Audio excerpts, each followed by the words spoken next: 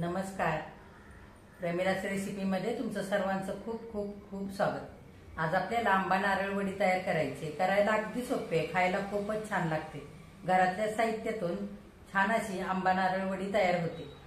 जर तुम्ही जास्तीची करून ठेवली तर हवाबंद डब्यामध्ये भरून फ्रीजमध्ये जर ठेवली तर 5 ते 6 दिवस आरामात टिकते. तर आंबा नारळ वडी तयार करण्यासाठी साहित्य काय काय लागणार आहे आणि ती कशी तयार करायची हे बघण्यासाठी लगेचच किचनमध्ये जाऊयात.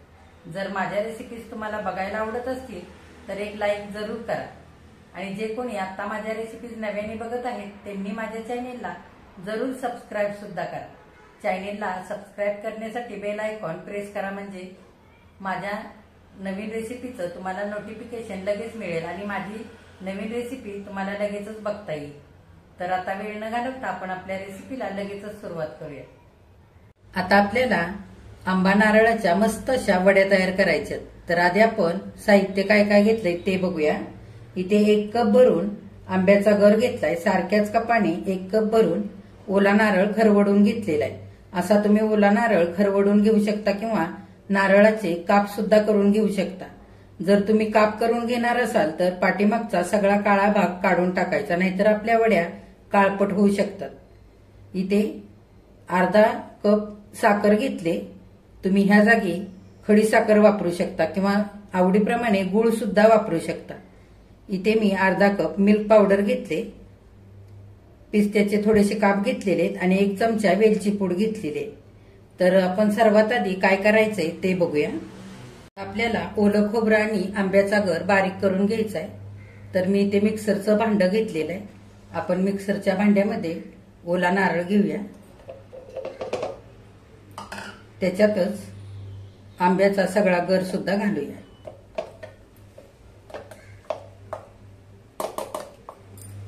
आता आपल्याला ओला नारळ आणि आंब्याचा गर बिना पाणी घालता चांगला बारीक वाटून घ्यायचा आहे.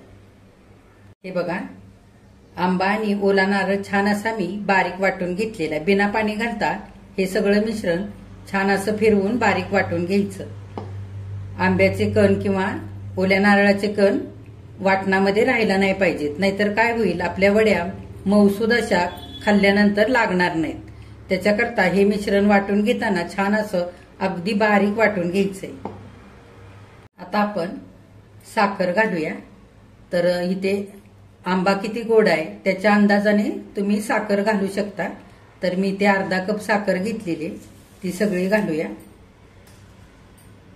अर्धा कप मिल्क पावडर घालूया. जर मिल्क पावडर नसेल तर तुम्ही अर्धा कप भरून, तुमच्याकडे जर दुधावरची साय साठवलेली असेल तर ती सुद्धा तुम्ही इथे वापरू शकता. आणि चमचाभर वेलची पूड घालूया. तुम्हाला आवडत असेल तर तुम्ही घालू शकता, नाही घातली तरी सुद्धा चालेल. आता आपण हे सगळं मिश्रण एकदा छान असं फिरवून घेऊया मिक्सरला लावून. हे बघा, पुन्हा एकदा मिक्सरला सारं मिश्रण छान असं फिरवून घेतलेलं आहे.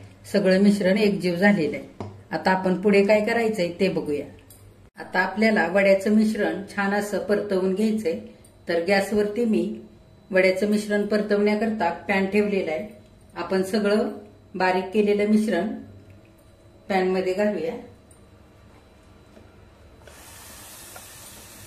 तुम्ही थोडंसं चमचाभर इथे तूप सुद्धा वापरू शकता, पण मी इथे तूप वगैरे काय वापरलेलं नाहीये. ओल्या नारळाला थोडंसं तेल सुटतं, त्याच्यामुळे मी इथे तेल किंवा तूप असं वापरलेलं नाही.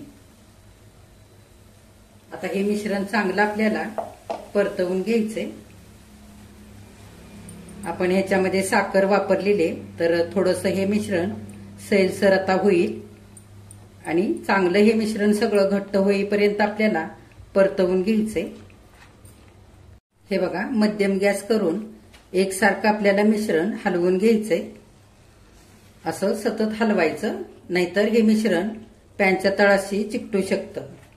हे बघा, 3-4 मिनिटं चांगलं मिश्रण मी एकसारखं हलवून घेतलेलं आहे. हे बघा, असं सैलसर झालेलं आहे. आता हे सगळं मिश्रण आपल्याला छान असं मध्यम गॅसवरती आणखी 7 ते 8 मिनिटं चांगलं परतवून घ्यायचंय. ह्या मिश्रणाचा आपल्याला छान असा घट्टसर गोळा होईपर्यंत हे मिश्रण चांगलं परतवून घ्यायचंय आणि एकसारखं असं हलवायचं, म्हणजे तळाशी मिश्रण चिकटणार नाही. आणि कडेला लागलेलं सुद्धा सारं छान असं उलटण्याने काढून घ्यायचं। हे बघा, मिश्रण परतताना ओल्या खोबऱ्याचं तेल सुटायला लागलेलं आहे। असं 3-4 मिनिटं चांगलं मी मिश्रण परतवून घेतलेलं आहे। आता आणखी आपल्याला 5-6 मिनिटं सगळं मिश्रण चांगलं परतवून घ्यायचंय। छान या मिश्रणाचा घट्टसर असा गोळा व्हायला पाहिजे। हे बघा, सगळं मिश्रण मी छान असं 3-4 मिनिटं सगळं चांगलं परतवून घेतलेलं आहे। हे बघा, आता उलटण्याला सुद्धा हे मिश्रण चिकटत नाहीये आणि पॅनचं सुद्धा चिकटलेलं सगळं मिश्रण खरवडल्यानंतर निघून येतंय, म्हणजे आपलं हे मिश्रण आता तयार व्हायला लागलेलं आहे। हे बघा 2-3 मिनिटं चांगलं मिश्रण मी आणखी परतवून घेतलेलं आहे। हे मिश्रण वड्या थापण्याकरता तयार झालंय हे कसं ओळखायचं? मिश्रण परतत असताना पॅनचं सुद्धा सुटायला लागतं आणि उलटण्याला सुद्धा फारसं चिकटायचं बंद होतं।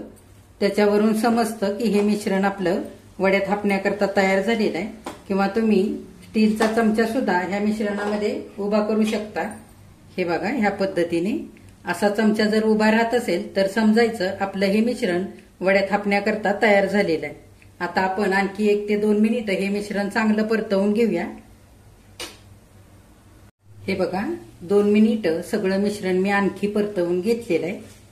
मध्यम गॅसवरती सगळं मिश्रण चांगलं परतवलेलं आहे।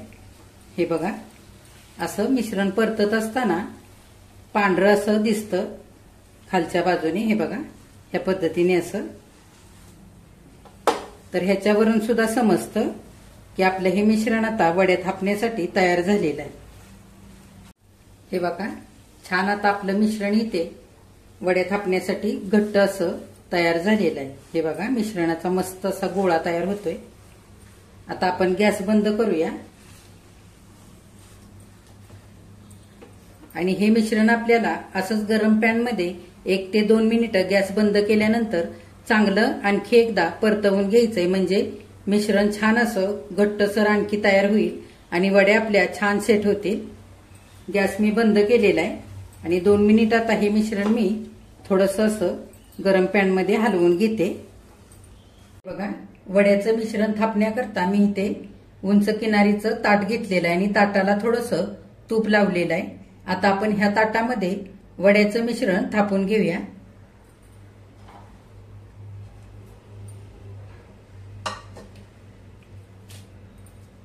बघा, सगळं मिश्रण मी आता ताटामध्ये काढून घेतलेलं आहे। आपण वड्या थापून घेऊया। अशा उलटण्याने एकसारख्या थापून घ्यायचं। हे बघा, वड्याचं मिश्रण मी असं छान असं थापून घेतलेलं आहे। फार पातळही नाही आणि फार जाडही असं थापलेलं नाहीये। छान असं एकसारखं करून घेतलंय वरून सुद्धा। आता आपण वरून थोडेसे पिस्त्याचे काप घालूया।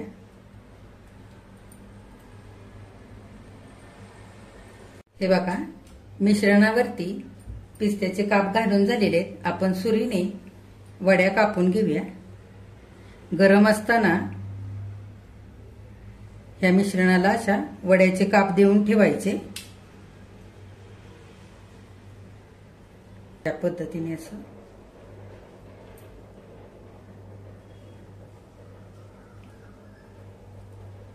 मिश्रणाच्या अशा चौकोनी वड्या कापून घेतलेल्या आहेत। आता हे मिश्रण आपल्याला अर्ध्या तासांकरता छान असं थंड करून घ्यायचंय, म्हणजे वड्या छान सेट होतील। हे बघा, आता अर्धा तास झालेला आहे। वड्याचं मिश्रण छान थंड झालेलं आहे। आपण एका पातळ उलटण्याने ह्या वड्या काढून घेऊया।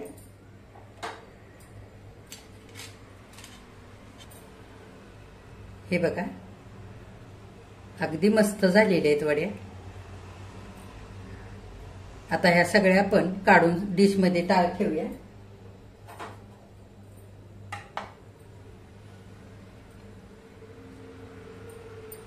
हे बघा, आंबा नारळ वडे मी इथे सगळ्या काढून घेतलेले। किती मस्त झाल्यात बघा, छान मऊसूद अशा ह्या वड्या झालेल्या आहेत आणि चवीला सुद्धा खूपच मस्त झालेले आहेत। मी एक वडी तुम्हाला तोडून दाखवते। हे बघा,